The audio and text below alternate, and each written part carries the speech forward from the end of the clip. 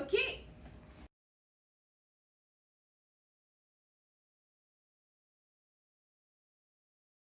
Since Miss Seven is still languishing under her quarantine malaise, I guess it's up to me to provide some content, much needed educational content, I might add, to the channel.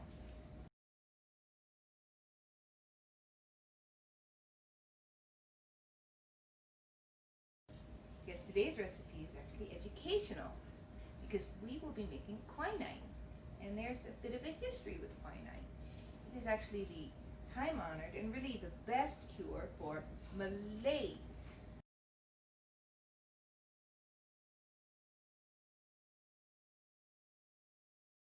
Or is that malaria? Come to think of it, it is a little odd that malaria isn't more common here in the Midwest because, well, all of the mosquitoes.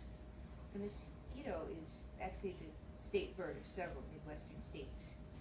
Minnesota! So, let's get started, shall we? All of this has to go. Alright, let's get rid of this. This. Alright, so here's what you're going to need. Big old grapefruit. A couple decent sized oranges, about 4 lemons, plus 2 to leave aside. On that later. And a psycho stabby knife. Now there are some quinine recipes that call for something called cinchona bark. Wait, cinchona bark. I want to be clear on that. Now cinchona bark is where quinine was first discovered by somebody not from the Midwest. Nothing wrong with that. The thing is, cinchona bark tends to be quite expensive, and you have to order it online. And a Midwesterner would never pay too much for anything. They might order online, but they would never pay too much for it. So we're going to rule that one right out. On the other hand, you can get grapefruit anywhere. A Midwesterner would go down to Dahl's or Kroger's or the Hy-Vee store, or the Eagle, or better yet, Aldi or Cub Foods. And they would get, if you couldn't find anything else, just get the grapefruit because that has a lot of quinine in it. And this is real simple. Just cut it up in little pieces. Go chop, chop, chop, chop, chop. Here we go. Oops, Sarah needs to sharpen her knives. Why is it so hard to help some people?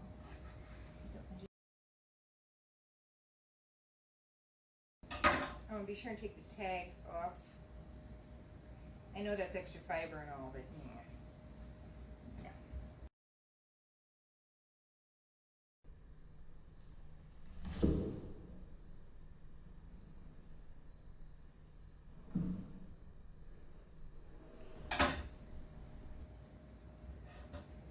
Okay. Alright, so now we just dump a bunch of water. Just cover it with water. Okay, we want to turn this just up to high, bring it to a boil. Now that it's come to a rolling boil, we turn it down to somewhere in between medium and low. Alright, and cover. And we let it simmer for, 2 hours.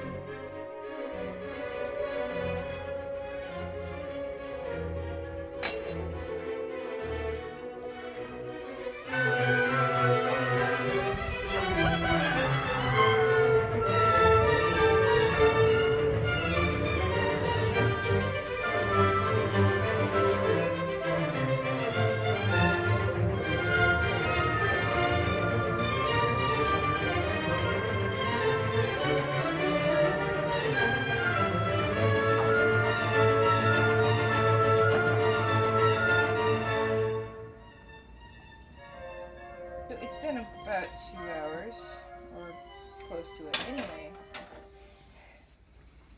you know it's done when the rinds are nice and soft and squishy. But maybe just about 20 minutes before you're done. Remember the 2 lemons? You put the lemon juice in. This is basically for flavor to counteract all those rinds. Something comparatively sweet. And something I forgot to mention was ginger, grated ginger. You can also use powdered ginger, which is cheaper. But yeah, I forgot the ginger because, you know, gingers are forgettable. But, you know, to taste, the grated ginger is nicer than the powdered ginger that way. So we're going to splurge a little.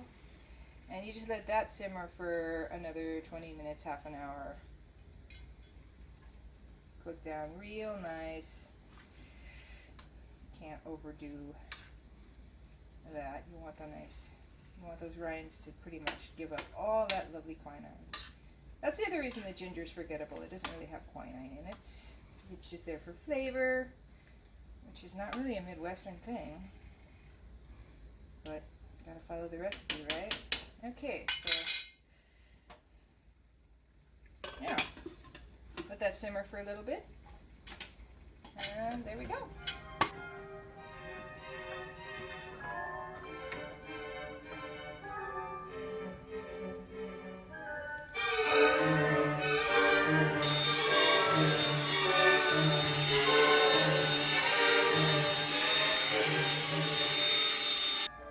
Okay, so this is pretty well cooked down, and you let it cool for at least an hour, maybe even overnight, and then we just take it off of the stovetop and we strain it. Okay, so we just pour this through the strainer.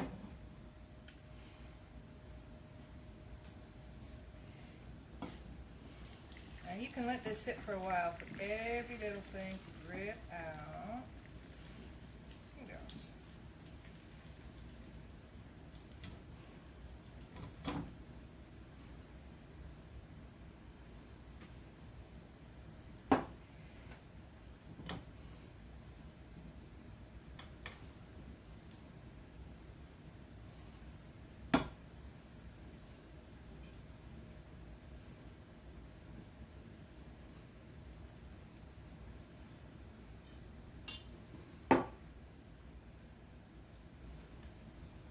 Alright, and let that sit for a while.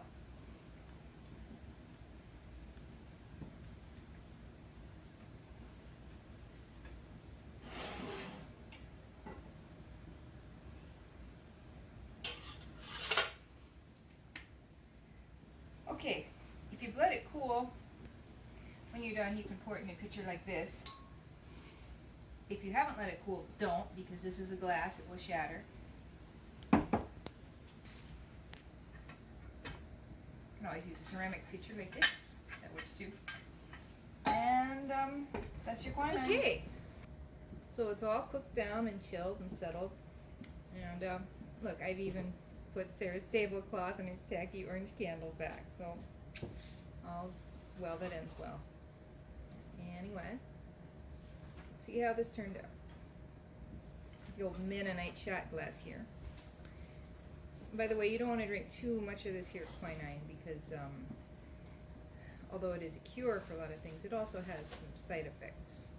Like it'll cure you of vision if you take too much of it, and, you know, leg cramps and things like that. But anyway, here goes.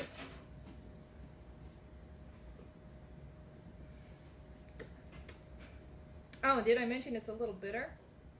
So you can, if you want, make what's called a rich simple syrup. That's 2 parts sugar to 1 part water.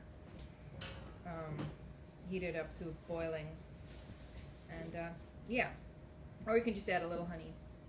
But the Midwestern way to do this is just drink it straight. Anyway.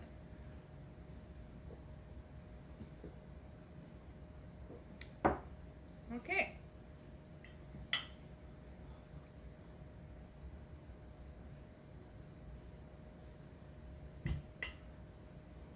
Miss Seven. I hope this cures you of your malaise.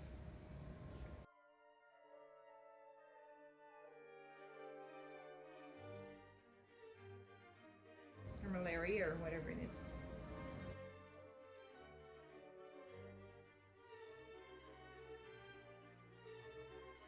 First of all, you need a clean working surface.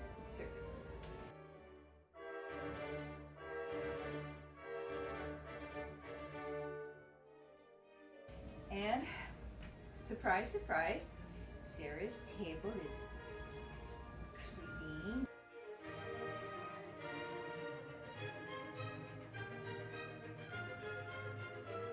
We don't get a lot of malaria. For some reason, we do get a lot of malaise.